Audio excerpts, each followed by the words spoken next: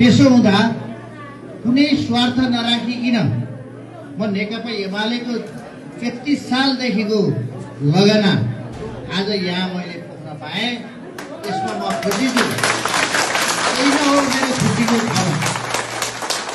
र यो घन्टीमा मैले एउटा सानो ग्रहण गर्न चाहे।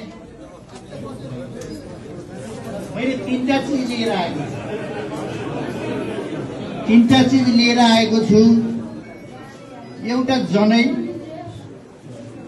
एउटा सुपारी,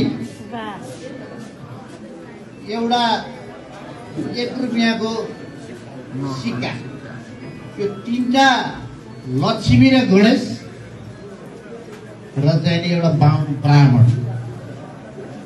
यो चाहिँ आज मैले शिक्षा मन्त्री, पूर्व शिक्षा मन्त्रीको हातमा राखेर स्वागत गर्दै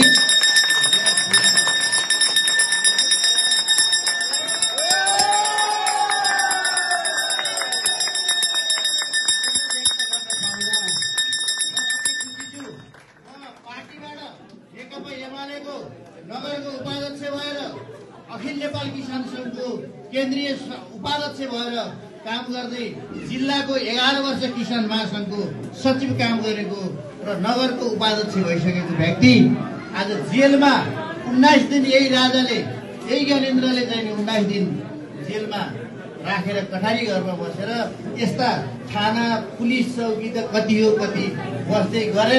यी व्यथा नपोखौं। विचारको लागि घन्टी